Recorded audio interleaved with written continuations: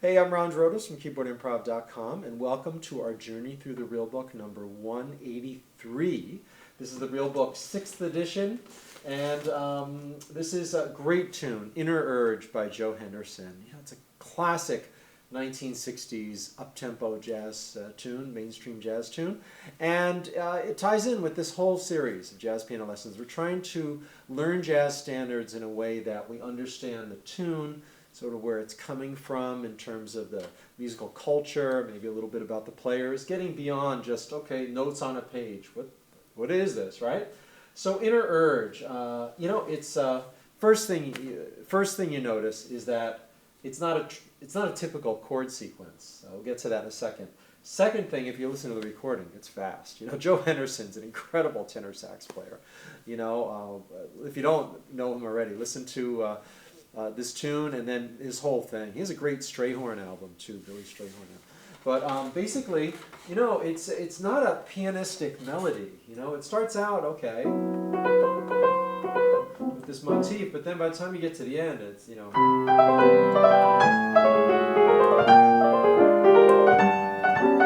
it has wide intervals. Matter of fact, on the third and fourth lines, I'll often take the low note with the thumb in my left hand.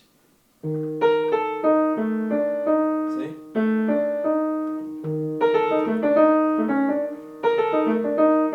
know, just sort of work that out so I don't have to go, you know. But then other times I'll just go for it, you know, sort of in the moment. But I've had to practice this slowly a lot. And, you know, when we're just playing the tune, it's not often played by piano. I'm doing it because of this video. This is a tune that you'd probably more often play with a tenor saxophonist or someone else, guitarist, or somebody playing the melody. I don't think it's a trumpet melody. It's probably either jazz guitar or tenor sax, maybe alto sax. In any case, it's a great tune. It's unusual. It's 24 measures long, and in clear 4-measure sort of phrases. And the chords are all major 7th chords, except for the first, which is F sharp minor 7 flat 5. And then the second to last, which is B flat, dominant 7th. All the others are major 7. And often they write, at least in the real book, major 7 flat 5. So I would just substitute the flat 5 for the 5. You know? So it's like F major 7 flat 5 would be F, A, B, E. It gives it a Lydian sound. It's like a raised 4th in the mode. And it also gives it, you know, the 60s, people like Joe Henderson, also Wayne Shorter, Herbie Hancock, Ornette Coleman, looking for new sounds, right? So to have something that was like, sounded, you know, very edgy. You hear that in the 50s too, right? Duke Ellington, you know, movie soundtracks, certainly from the 50s. You hear that kind of thing in West Side Story on Broadway, late 50s. But you know, still in the air, early and mid 60s. And it's not something we encounter all the time, right? So, you know, find your voicings. The reason I think that he starts maybe with a non-major 7th chord, even though the rest of it's totally major 7ths, is to maybe that was the first chord he thought of in the tune, you know, and it fits this melody. And then at the end, then you know, okay, going down a half step, and then it's down a whole step, and then another whole step. So this is not functional harmony. It's not all in the key of F sharp or F or anything. It's just moving around. And after the first two, it's by patterns. So F, down a whole step to E flat, down a whole step to D flat. And then this is really interesting. The last 8 measures, it goes from E to D flat, to D, to B, C, A, B flat, G. So if you just play the roots, you can hear that. It's a pattern. It's kind of symmetrical in a way. So it's a major 7th chord, E, and it goes down a minor 3rd. That's a pair. And then the next pair starts up a half step, and then that goes down a minor 3rd. Up a half step, down a minor 3rd, up a half step, down a minor 3rd. So it's a sort of mathematical construction of the chord sequence, or geometric, however you want to look at it, sort of like interlocking, you know, prisms or something, or shapes. Chick Corea does stuff like this. If you look at the bridge to Crystal Silence, there's patterns. Other Chick Corea tunes do that too. And it's similar. I think a lot of these musicians were influenced by John Coltrane and Giant Steps, which is very much the same, taking these sort of little patterns or Coltrane changes when you're harmonizing or tonicizing notes that are, in that case, a major third lower. If you look at Countdown, you'll see this. It's just very interesting, and at first it's like, what's going on?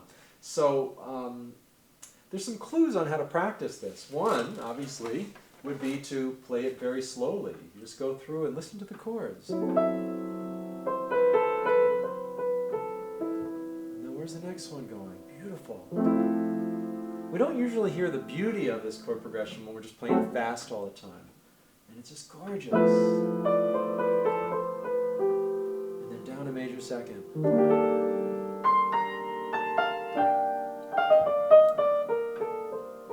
And then down another major second.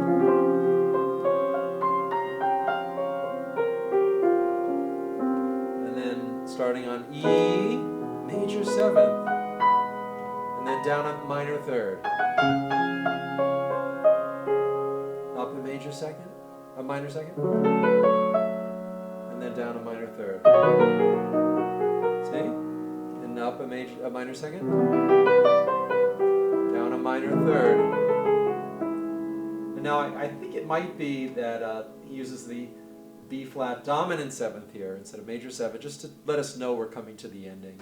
Something a little different, almost like a dominant tonic relationship at the end, but it's not 5-1, it's just the same minor third down. But at least that lets us know something's happening.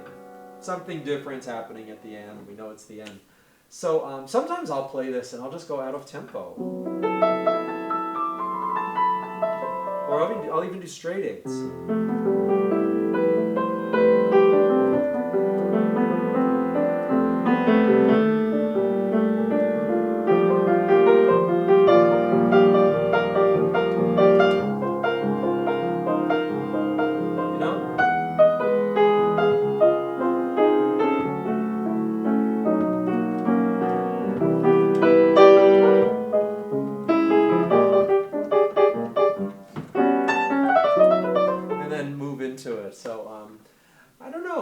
Let me see what's happening. One thing I like to do is start with my own thing and not even playing the melody, because otherwise I just sort of get right into the way the record was, and I don't want to just play it like someone did in the 60s, because that's not where I'm coming from right now. You want to study that style. Maybe I'll get there halfway through, but I find I can bring more of myself to it if if we just start with our own thing. So maybe I'll start with something like that or something out of tempo. I don't know, let's just sort of see what happens, and at some point I'll go into the melody.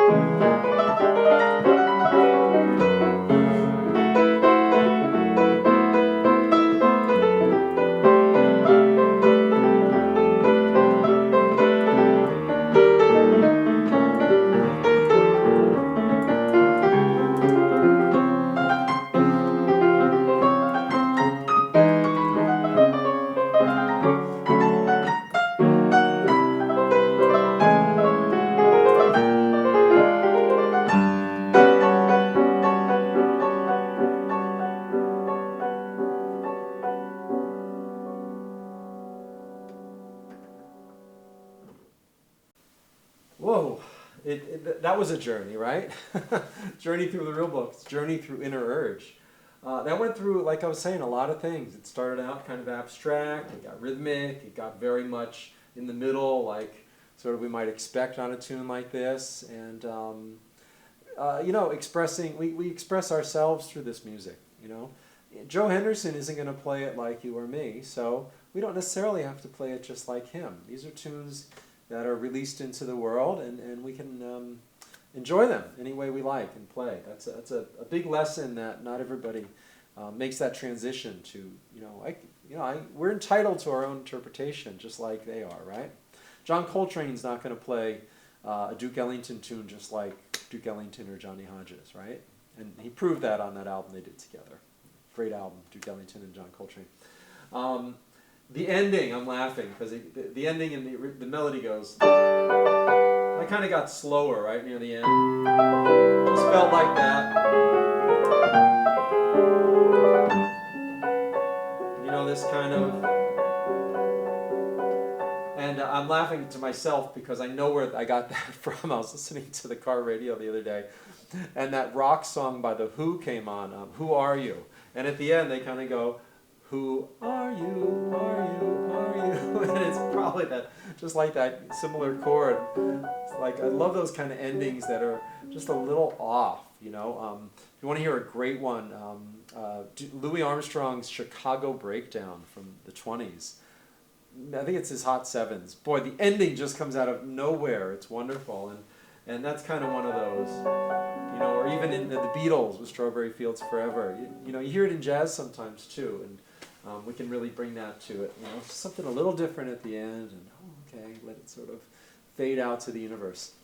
Thanks for being here, and I'm having a great journey through the real book. I can't believe almost halfway done.